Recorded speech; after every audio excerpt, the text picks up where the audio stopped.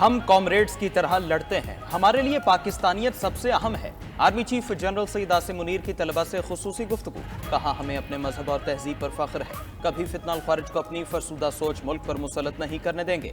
فتنہ الخوارج اسلام سے نابلد اور قطعی طور پر خارجی ہے، خارجی عناصر اسلام کی غلط تشریح کر رہے ہیں۔ جب تک قوم ساتھ ہے، پاک فوج کبھی نہیں ہارے گی، ملک کا مستقبل محفوظ ہاتھوں میں ہے۔ ہم فتنہ الخوارج کے فسادیوں سے لڑ رہے ہیں۔ فتنہ الخوارج کے حوالے سے قرآن مجید میں واضح سزائیں متعین ہیں۔ یہ فتنہ الخوارج کس شریعت اور دین کی بات کرتے ہیں؟ ریاست کے سامنے سرنڈر کرنے والے رحم کی توقع کر سکتے ہیں؟ فوج اور عوام کے درمیان خلیج نہیں ڈالی جا سکتی۔ ایسی کوششیں ہمیشہ ناکام رہیں اور آئندہ بھی رہیں گی۔ فوج میں کوئی سندھی، بلوچی، پنجابی یا پٹھان نہیں، بلکہ ہم سب پاکستانی ہیں۔ پاکستانی عوام بالخصوص نوجوانوں کا پاک فوج سے خاص رشتہ ہے۔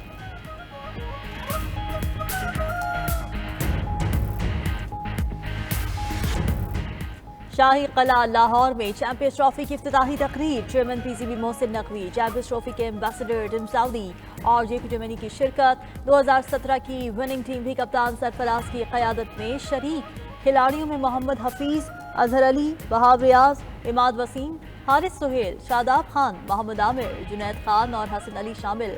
آئی سی سی حکام، سابق قومی اور عالمی کرکٹرز کی بھی آمد۔ اسپیکر پنجاب اسمبلی ملک احمد خان، وزیر کھیل فیصل کھوکھر بھی شریک۔ گلوکار عاطف اسلم چیمپئنز ٹرافی کا آفیشیل ترانہ گائیں گے۔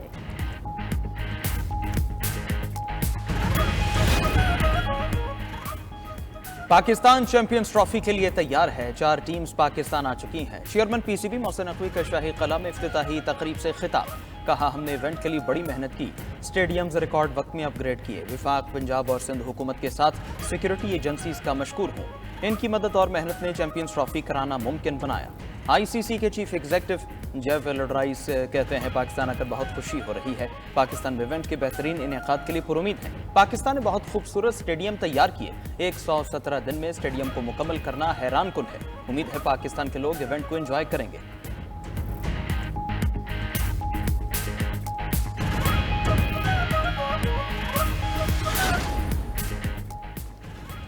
کسی کو بھی ریاست کو چیلنج کرنے کی اجازت نہیں دیں گے۔ ماضی میں بھی ہم دہشت گردی کا مقابلہ کرتے ہوئے کامیاب ہوئے۔ Chairman Peoples Party Bilawal Bhutto کی میونخ میں میڈیا سے گفتگو، کہا چیلنجز ہیں اور ہم چیلنجز سے نمٹ رہے ہیں۔ بانی پی ٹی آئی سے جمہوری کردار کی کوئی امید نہیں، ملک کو بانی پی ٹی آئی کی سیاست سے پاک کرنا ہوگا۔ نوجوانوں کی مایوسی میں بانی پی ٹی آئی کا کردار ہے، تمام ادارے اور سیاستدان اپنے دائرے میں رہ کر کام کریں۔ ہم اپنے نوجوانوں کو ڈیجیٹل دور کے لیے تیار نہیں کر رہے۔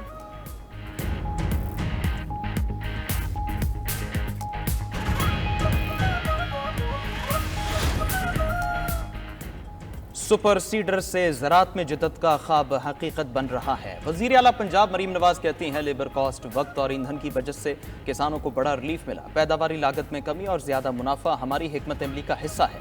پنجاب میں سپر سیڈرز کے استعمال سے شاندار نتائج سامنے آئے، 1000 کاشتکاروں نے چند ماہ میں 57 کروڑ 95 لاکھ روپے کما لیے۔ صوبے میں گندم کی کاشت میں سپر سیڈرز کے ذریعے 330 ٹن بیج کی بچت ہوئی۔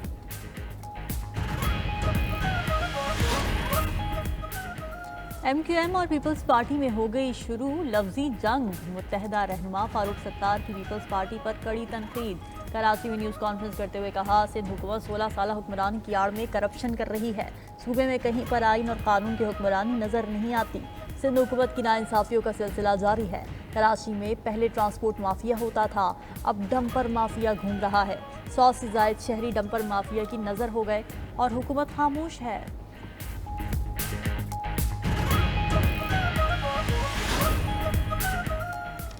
سینئر وزیر سندھ شرجیل میمن کا بھی فاروق ستار کو بھرپور جواب، کہا متحدہ حادثات کو بنیاد بنا کر کراچی میں فسادات کو ہوا دینے کی کوشش کر رہی ہے۔ فاروق ستار کی ہرزہ سرائی بے بنیاد جھوٹ اور منافقت پر مبنی ہے۔ متحدہ لیڈران ذہن نشین کرنے کے الزامات سے ان کا قد اونچا نہیں ہوگا۔ متحدہ نے ہمیشہ دوسروں کی میتوں کو اپنی سیاست کے لیے استعمال کیا ہے۔ سندھ حکومت عوام کے مسائل حل کرنے جبکہ ایم کیو ایم انتشار پھیلانے میں مصروف ہے۔ ترجمان سندھ حکومت سمیتا افضال سید نے جواب میں کہا ایم کیو ایم اپنا گھر کی رہی ہے نہ گھاٹ کی، متحدہ الزامات لگا کر عوامی ہمدردی سمیٹنا چاہتی ہے۔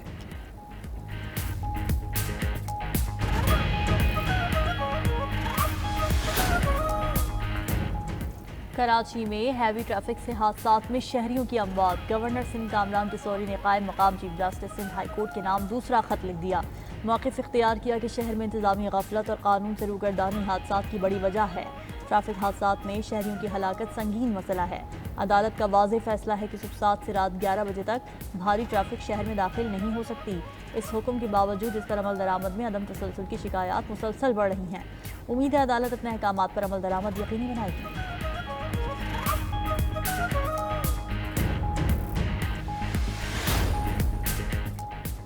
وزیر اعظم شیو بلاول بھٹو کے قریب ہے۔ سال 2 سال میں بلاول بھٹو وزیر اعظم بن جائیں گے۔ گورنر پنجاب سردار سلیم حیدر کا پنڈی گھیپ میں عوامی اجتماع سے خطاب۔ کہا 2-4 سڑکیں اور فنڈ کی منتیں کرنے کا عادی نہیں۔ بلاول بھٹو وزیر اعظم بنے تو اٹک میں ترقیاتی کام کروائیں گے۔ پاک فوج اور دیگر سیکیورٹی فورسز دہشت گردی کے خلاف شہادتیں دے رہے ہیں۔ دہشت گردی کے خلاف جنگ میں پوری قوم پاک فوج کے ساتھ کھڑی ہے۔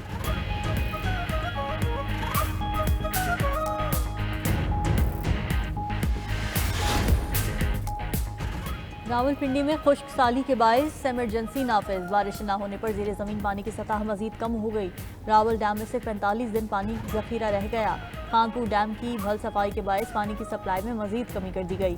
سروس اسٹیشنز اور گھروں میں گاڑیاں دھونے پر 1 ماہ تک پابندی عائد۔ بارشیں نہ ہوئی تو گاڑیاں دھونے پر پابندی میں توسیع کر دی جائے گی۔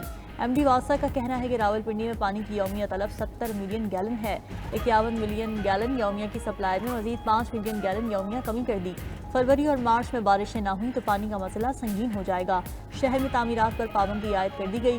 خلاف ورزی پر چالان ہوگا، پرچہ بھی کٹے گا۔ کسی گھر کی ٹینکی لیک ہوئی تو اس کے خلاف بھی کارروائی ہوگی۔ دوسری طرف واسا نے پانی ضائع کرنے پر 2 شہریوں کے چالان کر دیے۔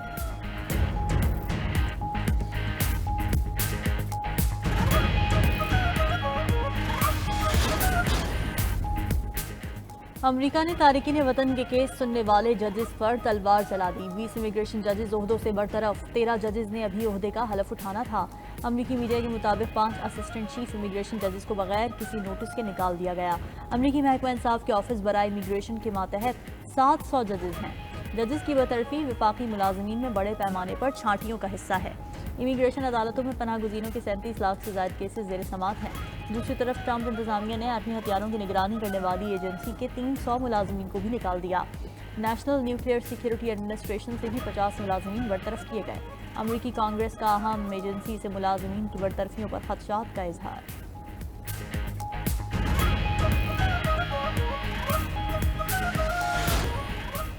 ماریشس کے سابق وزیر اعظم پرووند جگناتھ منی لانڈرنگ کے الزامات پر گرفتار۔ کمیشن کے ترجمان ابراہیم روسائے نے کہا ٹیم نے جگناتھ کی رہائش گاہ سمیت مختلف مقامات پر چھاپے مارے، 24 لاکھ ڈالر برآمد کر لیے۔ ادھر جگناتھ نے تمام الزامات کو بے بنیاد قرار دے دیا۔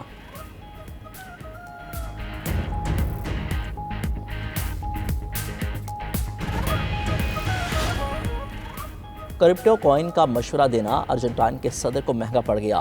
حزب اختلاف کی جاوید میلی مواخذے کی دھمکی دے دی۔ صدر ارجنٹائن نے سوشل میڈیا پوسٹ میں غیر معروف کرپٹو کوئن خریدنے کا مشورہ دیا تھا، جس کے کچھ دیر بعد ہی وہ کوئن $5 سے 1 پر کریش کر گیا تھا۔ ماہرین کا کہنا ہے یہ اسکینڈل ہو سکتا ہے جس میں کوئن بنانے والے قیمت دھات بڑھاتے ہیں اور پیسے جمع ہونے پر کوئن کریش کر دیتے ہیں۔